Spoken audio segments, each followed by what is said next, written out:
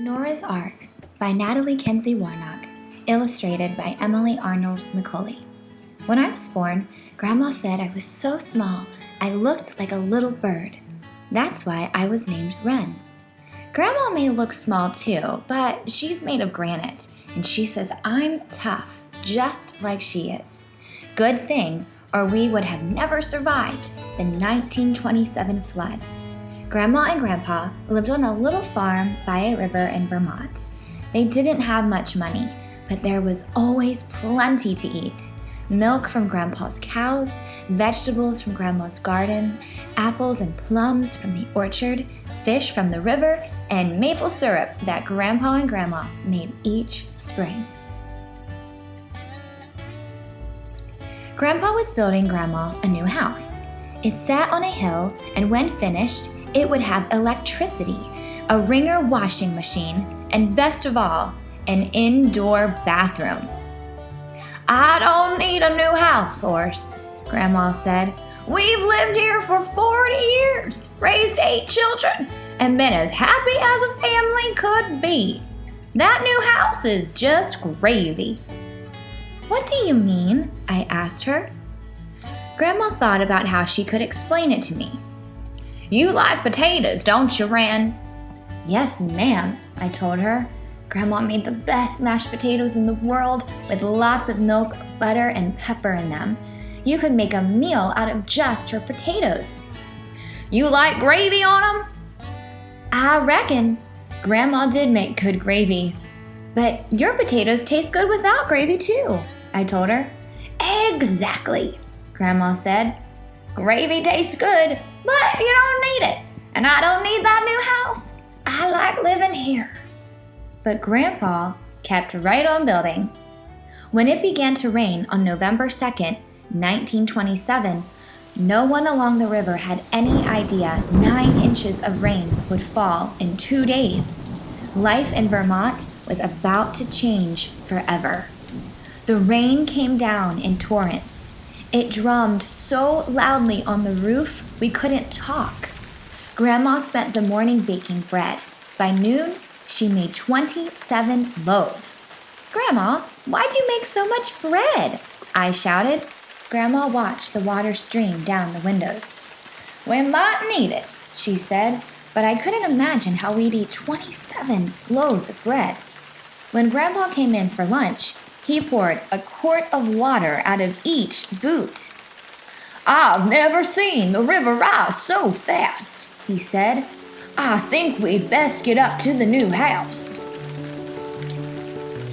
For once, Grandma didn't argue. By the time she'd packed quilts, candles, her photo albums, and a sack of potatoes, the water was up to the porch. Grandpa let all the cows and horses out of the barn. "What will happen to them?" I asked. "They'll get to higher ground and it'll be all right," he said. "Don't worry, Wren."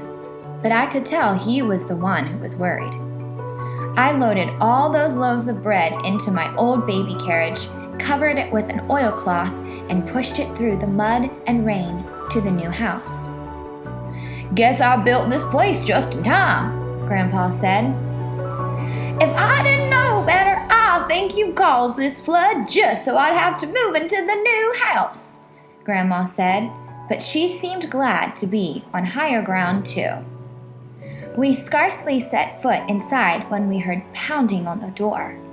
The 3 Guthrie boys stood on the porch, burlap bags in each hand.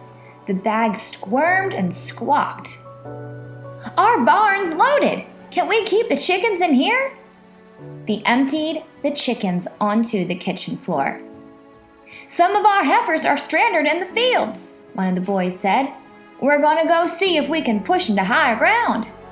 "I'll go with you," Grandpa said. "May I go too?" I asked. "No," Grandpa and Grandma both said at once. "Be careful," Grandma told him, and he and the boys disappeared through the rain. Even with all those chickens, the house seemed empty with Grandpa gone. Grandma saw me shiver and wrapped a quilt around me. "It's getting colder," she said. "I wish I had my cook stove here." She held me close as we stood watching the rain. "I wish Grandpa would come back," I said. "Me too," said Grandma. We both shrieked when a huge head appeared in the window. It was Major, one of the Fergusons' horses. I was even more astonished when Grandma opened the door and let him in. "You're bringing Major into the house?" "We don't have a stove," Grandma said. "He's big. He'll add heat to the place." Major took up half the kitchen. The other half was taken up by loaves of bread and chickens. We had chickens in the cupboards, chickens on the shelves, and in the baby carriage, even chickens roosting on Major's back. Our next visitors were Mrs. LaFleur and her daughter Madeline. Mrs. LaFleur didn't speak much English. "Our house washed away," Mrs. LaFleur said. "We rowboat here." Madeline looked around the kitchen and her eyes widened. "Des poulets dans le charret des bébés?" she said. I guess she had never seen chickens in a baby carriage before. By nightfall, the house was full to bursting. Besides Mrs. LaFleur and Madeline, Mr. and Mrs. Guthrie, the Fergusons, and the Craig family had moved in, 23 people in all. There were also 3 horses, a cow, 5 pigs, a duck, 4 cats, and 100 chickens. The river rose until the house became an island, and we watched our neighbors' houses wash down the river. Mr. and Mrs. Guthrie had brought a side of salt pork with them, though we had no way to cook it. The Fergusons had saved their radio, a skillet, a bag of dried apples, and a 3-legged cat. They were delighted to find Major alive and well in our kitchen. The Craigs had lost everything but the clothes on their backs. "We're just glad we all got out alive," Mrs. Craig said, which only reminded Grandma and me that Grandpa still had not returned. We had bread and dried apples for supper, and rainwater Madeline and I scooped out of the LaFleur's rowboat. The water had a few fish scales in it, but no one complained. With no stove or beds, we all huddled together for warmth, sharing Grandma's quilts as best we could. We sang Scottish songs and "Row, row, row your boat" and "Around," and Mrs. LaFleur taught us "À la Claire Fontaine," a tune that brought tears to our eyes even though we couldn't understand the words. Mrs. Guthrie told how her grandfather had fought at Gettysburg, and Mr. Craig kept us laughing with stories of his boyhood days in a logging camp in Maine. If it hadn't been for the thought of Grandpa out there somewhere, it would have almost seemed like a party. I knew Grandma was worried about Grandpa. I was worried too. He should have been home by now. I wanted to ask Peter Ferguson if he would come with me to look for Grandpa, but I knew if Grandma overheard, she'd forbid me to go. So when the sky was getting light, I sneaked out and sprinted for the rowboat. Grandma was just getting into it. "What are you doing here?" she wanted to know. "Same as you, I reckon, going to look for Grandpa." "It's too dangerous," Grandma said. "Go back to the house." But I shook my head. Grandma looked hard at me. "All right," she said, "we'll look for him together." I pulled us off into the water that was full of furniture and trees and dead animals. Grandma had to be careful where she rowed. It was raining so hard, I had to keep bailing water out of the boat. Nothing looked the same. Fields had become lakes. Just the roofs of our houses stuck above the water. One of those roofs, we saw a dog.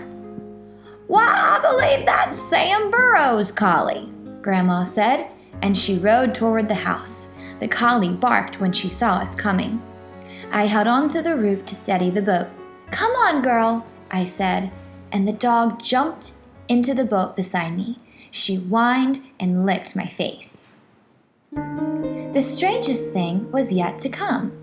We rounded a bend in the river and I squinted, sure that my eyes were fooling me.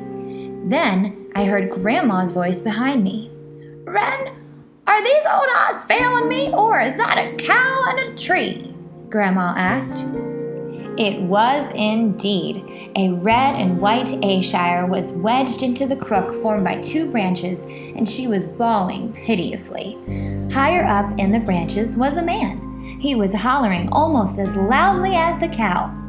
I believe we found your grandpa, Grandma said, relief flooding her face. I was on my way home when I got swept away by the water, Grandpa said. I thought I was a goner too, but when this cow floated by, I grabbed her tail and stayed afloat until she got hung up in this tree. We pushed and pulled on that cow, but she was stuck fast, and we finally had to leave her. Grandpa promised he'd come back and try to cut her free, but he was crying as we rode away. Goodness, Grandma said, all that fuss over a cow. But Grandpa wasn't crying over just one cow. All our cows drowned, Nora, he said. The house, the barn, the horses, they're all gone. Grandma wiped the tears from his cheeks. You're safe, and that's all that matters, she said. We'll have to start over, Grandpa said, and Grandma smiled. We can do that, she said. Grandpa smiled back at her, and I knew then that no matter what, everything would be all right. The Craigs, Fergusons, Guthrie's, and the Floors were glad to see us. Madeline even hugged me. She was afraid you drowned, Peter said. He blushed. I was too, he added. When Grandpa saw all the animals in the kitchen, he burst out laughing. Nora, I thought I was building you a house, but I see it was really an ark. It took 3 days for the water to go down enough so our neighbors could go see what was left of their farms. Grandpa put his arm around Grandma. I'll finish this house the way you want it, Nora, he said, but he shook his head when the Fergusons led Major out. I don't know if I'll ever be able to get those hoof prints out of this floor, he said. I've now lived in my grandparents' house for more than 40 years, and those hoof prints are still in the floor. I've never sanded them out because they remind me of what's important: family and friends and neighbors helping neighbors. Like Grandma said, everything else is just gravy.